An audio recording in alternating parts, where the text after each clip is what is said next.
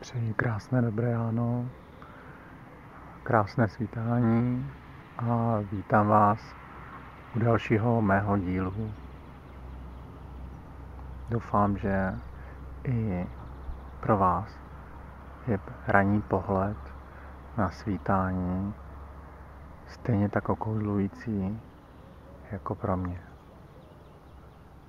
Je jen škoda, že lidé se přestali koukat nahoru na nebe.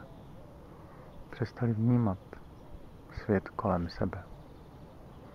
Protože osobně si myslím, že svítání i západ slunce je každodenní kouzlo. Je to magie, je to příroda a přitom je to přítomnost. Je to jediné, co se nedá, si myslím osobně, nikdy ničím nahradit, ničím vytvořit, ničím zmanipulovat. A je to jako jistota, že člověk kouká na východ a doufá, že tam opět to slunce vyleze a bude zářit, bude svítit nám do světa, do toho, jakého známe.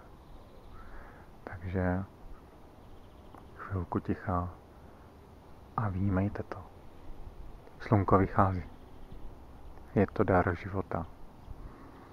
Je to dar krásy, světlo a teplo do duší, do našich pohledů. Už jenom ta paleta barev. Si osobně myslím, že je to něco nenahraditelného. To je prostě ten přechod žlutá, modrá.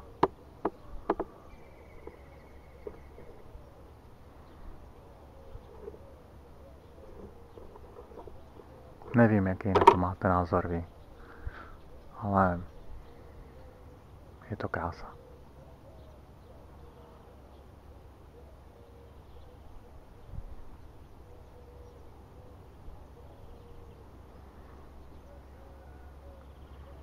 Škoda. Lidé užívají zábavy dlouho do večera a nad ránem toho málo kdo vstává a podívá se. Přitom osobně cítím takový naplnění, klid. Je tady aj ticho, nikdo neřádí se sekačkou, nikdo nevyhrává hudba.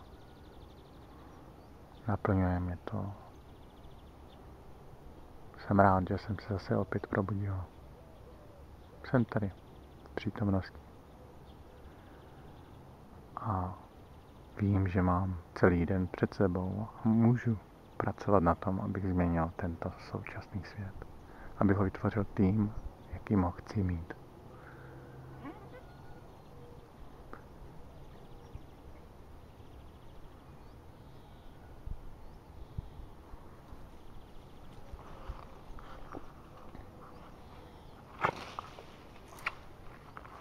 Takže ještě jednou krásné dobré ráno. A nebojte. A ty věci, co jsem vám slíbil, že bude pokračovat dál, že vám prozradí, jak být opravdu šťastný a zdravý, bude následovat. Takže teď se ještě chvilku koukejte krásným svítáním, ať si to užijete stejně jako já.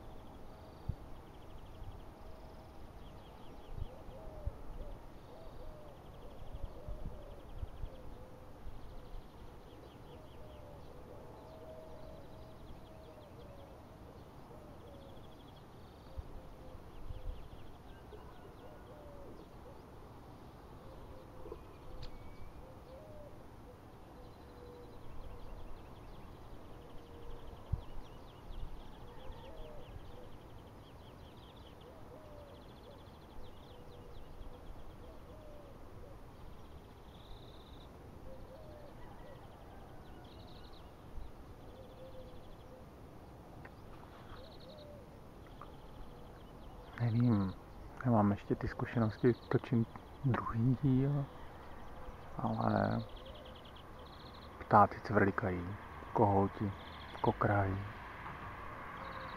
vida a nějaké auto tady na hlavní silnici mezi Pozořicem a Sivicema projede, že nejsem jediný. A vím to, že nejsem jediný, kdo tak ráno stává. Ale otázka je, jestli i ty lidé, kteří ráno stávají, jestli jenom mechanicky vstanou a ještě v polospánku sednou do auta, jedou do práce a nevím, jestli mají čas. Jestli si najdou tu chvíli se zastavit a podívat se na tu ranní krásu. Jiný dny jsou úplně nádherný, třeba osvícený mraky. Dneska mám štěstí. Je to bez mraků, nebe je krásné, modré. Vidím aj letadlo, aniž by dělalo čáry, což je velmi vzácné snad poslední dobou. Ale když jsou mraky, tak při svítání to dělá nádherný barvy. Orchestr barev, protože se podsvěcují ze spodu.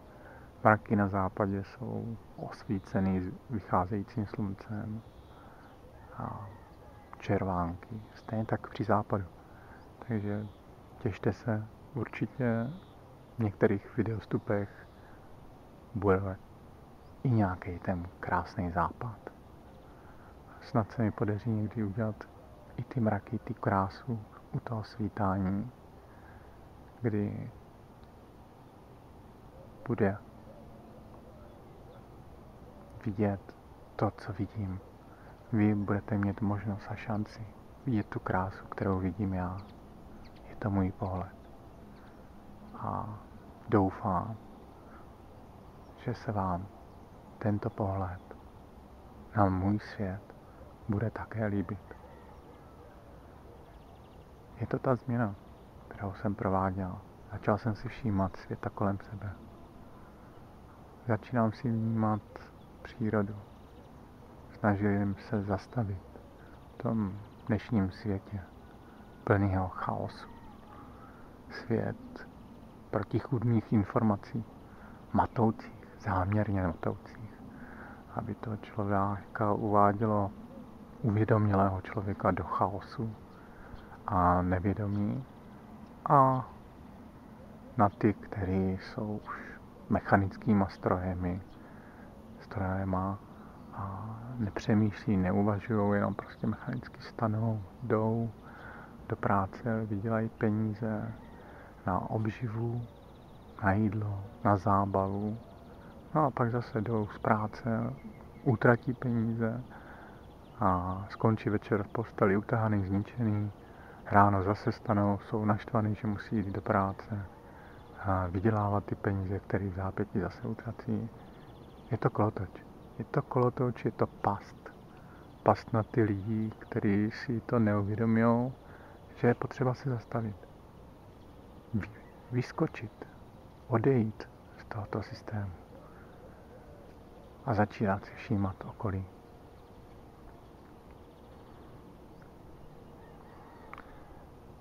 Takže sluníčko už nám opravdu leze ven. Už vidím první paprsek. Takže krásných 10 prvních minut dnešního dne je 30. července roku 2017. Moc vám, přátelé, děkuji, že jste vydrželi u tohoto bloku, tohoto svítání. Přeju vám krásný den, celý příští týden a já budu pokračovat. Třetí částí. Teď jsem neprozradil teda to, co jsem sliboval v úvodu, ale nechám si to do dalšího vstupu. Abyste přišli. Budu se těšit. Děkuju vám za váš čas. Za to, že jste. Protože tento svět potřebuje nejenom mě, ale potřebuje i vás. Aby byl svět míru, klidu, pohody svět zdravých lidí, krásných, spokojených, šťastných.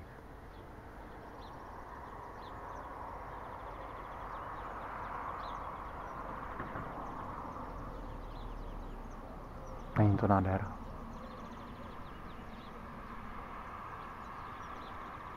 Já si myslím osobně, že toto se nedá ničím nahradit. Dobré ráno, sluníčko. Dobré ráno všem živým bytostem. Dobré ráno celému vesmíru.